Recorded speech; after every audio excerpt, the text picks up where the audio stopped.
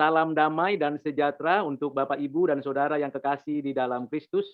Hari ini kita akan melanjutkan pembacaan, perenungan, dan refleksi dari firman Tuhan.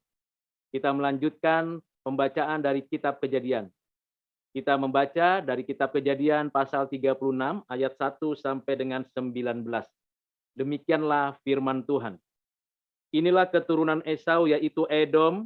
Esau mengambil perempuan-perempuan Kanaan menjadi istrinya, yakni Ada, anak Elon orang Het, dan Oholibama anak Ana, anak Zibeon orang Hewi, dan Basmat anak Ismail, adik Nebayot.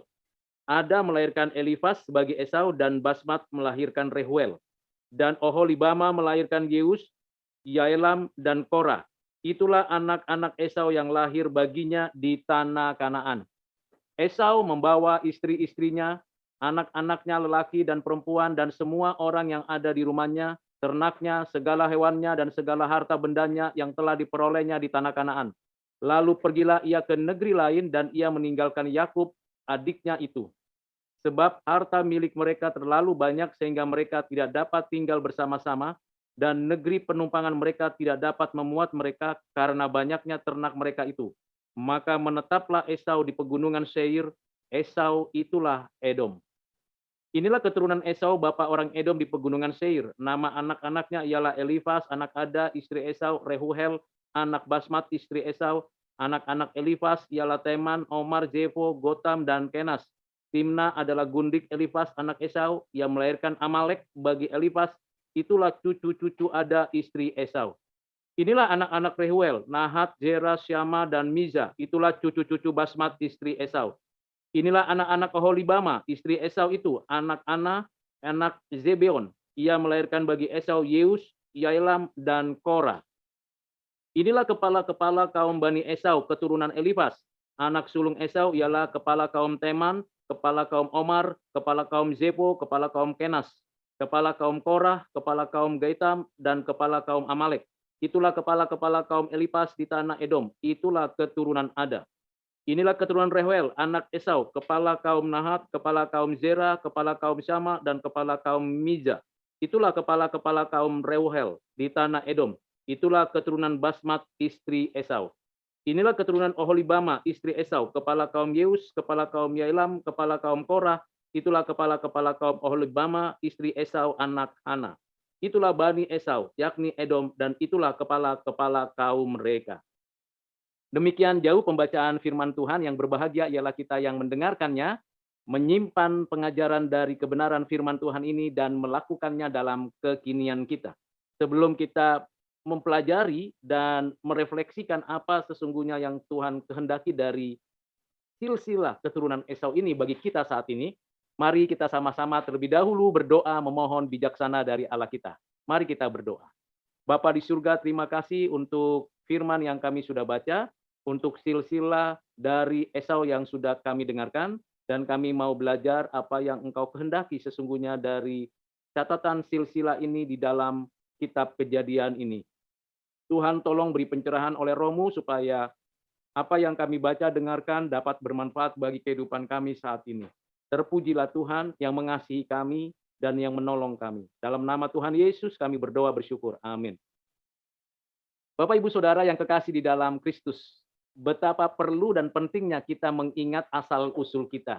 Betapa perlu dan pentingnya kita mencatat dari mana kita berasal, bahkan siapakah kakek nenek moyang kita. Tentu itu berkaitan dengan apa yang sedang terjadi saat ini. Bagi kita, sangat mudah kita untuk menelusurinya kalau ada catatan biografi dari kakek buyut kita, atau tulisan yang memberikan deskripsi kepada kita tentang siapakah kakek buyut kita dan silsilahnya sampai saat ini. Apa manfaatnya agar kita mengenal identitas kita, mengerti siapa diri kita yang sesungguhnya. Dan dalam catatan ini kita bisa melihat bagaimana firman Tuhan ini ditulis oleh Musa, menuliskan tentang keturunan Esau, kakak kembar dari Yakub yang dipanggil Israel. Ada hal yang perlu kita ketahui, bahwa apa yang dilakukan Esau itu berdampak nantinya pada kehidupan orang-orang Israel, baik secara langsung maupun tidak langsung. Kita sudah mengetahui pada pembacaan kitab ini pada pasal sebelumnya bahwa Ishak tidak menyukai atau tidak menyetujui Esau menikah dengan orang-orang Kanaan yang tidak mengenal Yahweh yang disembah Abraham, Ishak, dan keluarganya. Dan tentunya juga Tuhan mengendaki Esau menikah dengan orang-orang yang menyembah Yahweh.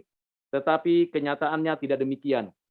Bukan hanya itu, Esau menikah dengan orang-orang Kanaan. Dan bukan hanya satu perempuan, tetapi beberapa perempuan.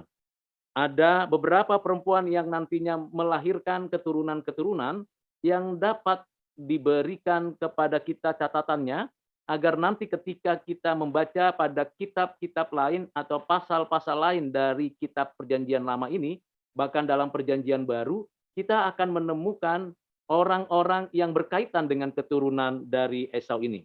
Misalnya saja di dalam keturunan dari Edom ini atau Esau ini ada beberapa nama yang sangat familiar, kita harus mengetahuinya. Misalnya Amalek, kemudian juga Korah, lalu kemudian juga kelompok kaum-kaum Syama, Miza, Zera, dan juga orang-orang kaum Korah.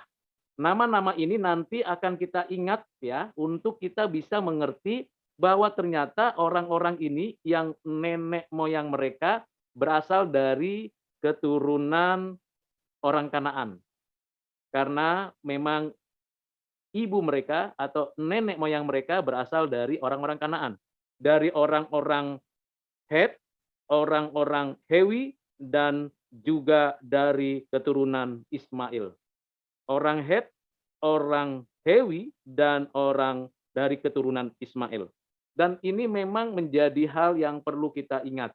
Karena apa yang sedang terjadi pada momen Esau memiliki istri-istri Kanaan, dan kemudian nanti anak-anaknya menduduki suatu daerah di luar Kanaan, karena memang dengan sengaja dan dengan sadar, selain memang kondisi di mana Yakub dan keturunannya serta Esau serta keturunannya tidak mungkin hidup berdampingan.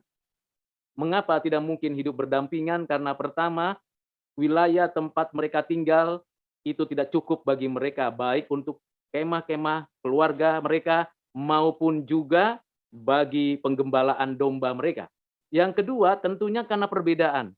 Ada perbedaan yang signifikan mengapa tidak berdampingan, karena Yakublah yang dikaruniakan Allah menerima kelanjutan janji Tuhan kepada Abraham, Ishak, dan Yakub mengenai tanah Kanaan.